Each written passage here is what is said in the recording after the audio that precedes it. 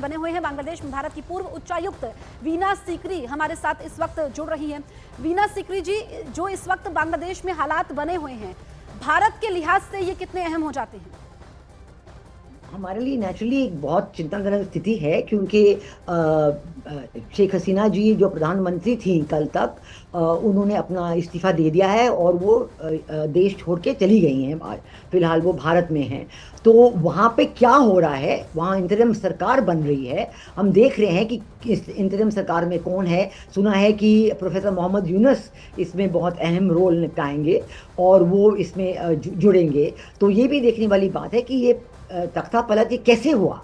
अब इसमें कहते हैं कि जमाते इस्लामी पार्टी का बहुत बड़ा हाथ है, और कई अन्य शहरों में बांग्लादेश में बहुत वायलेंस हो रही है, लोगों की मौत हो रही है, लोगों को मार के उनको टांगा जा रहा है पेड़ों से। स्थिति काफी बिल्कुल वीना खराब सीकरी है। जी, जो आप बात बता रही हैं, इस वक्त हालात वहां पर बहुत बुरे हैं, लेकिन जिस तरीके से आईएसआई का हाथ सामने आ रहा है, विदेशी ताकतों का हाथ सामने आ रहा है, अगर हम देखें कि जो पिछले 24 घंटे में खुलासे हुए हैं, ये चिंताजनक है।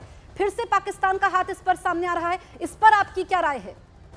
बिल्कुल उनका हाथ तो सामने आ ही रहा है, क्योंकि उन्हीं के कॉन्टैक्ट जो हैं, उन्हीं के संबंध जमाते इस्लामी के साथ बहुत ही तगड़े हैं, बहुत ही स्ट्रॉन्ग हैं। और ये ही हमें देखने वाली बात है कि इनका जरूर हाथ पीछे लग रहा है। मुझे लगता है चीन का हाथ भी है। कोई लोग कह रहे हैं कि मोहम्मद यूनुस जो आ रहे हैं वो तो वेस्टर्न एजेंसी के साथ जुड़े हुए हैं। तो ये एक बहुत वॉलेटाइल स्थिति है, और हम ये देख रहे हैं कि अब ये कैसे स्थिति बनेगी, कैसे इसमें स्टेबिलिटी आएगी। क्योंकि भारत जो है, हम तो चाहते हैं कि भारत बांग्लादेश में स्टेबिलिटी हो, स्थिरता हो, उसमें इकोनॉमिक डेवलपमेंट हो, उसमें डेमोक्रेसी हो।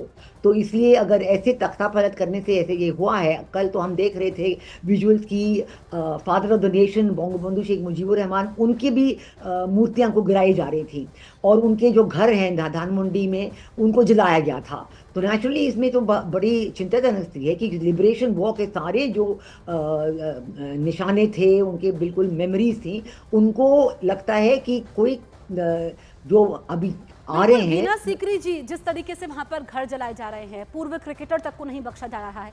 आपने चीन की बात की, चीन ने जो श्रीलंका के साथ किया, वही अब चीन बांग्लादेश के साथ कर रहा है। तो हमारे जो पड़ोसी मुल्कों के साथ ये सब हो रहा है, ये तो ये बहुत ही खतरे का समय है, और पूरे विश्व की इस पर नजर है। इसको आप कैसे देखते हैं? जो चीन पाकिस्तान की ढाल बन रहा है, और पाकिस्तान का इसके पीछे होना, चीन तो कामयाब हो गया श्रीलंका में वो करने में, यही बांग्लादेश के साथ हो रहा है। जी, ये जो हमारे नेबरहुड में है, हमने हमेशा से देखा है कि चीन और पाकिस्तान उनमें दबाव बना रखने की कोशिश करते हैं, और वो चाहते हैं कि उनका हाथ ऊपर रहे। अब तक, जब तक शेख हसीना थी, तो उनके संबंध भारत से बहुत ही अच्छे थे। लेकिन एक स्थिति ये भी है कि बांग्लादेश की जो एक्सपोर्ट्स हैं, वो तो सब उनका जो मार्केट भारत में है, उनके लिए बहुत महत्वपूर्ण है। जो गारमेंट फैक्ट्रीज हैं, अन्य एक्सपोर्ट्स हैं, वो भारत उनके लिए बहुत महत्व रखता है। लेकिन जो अब वॉलेटिलिटी है, जो अब अनसर्टेनिटी है, हमें देखना है कि कौन तख्त संभालेगा, कौन पावर में आएगा, और इसकी वजह से क्या होगा, ये हमको देखना है।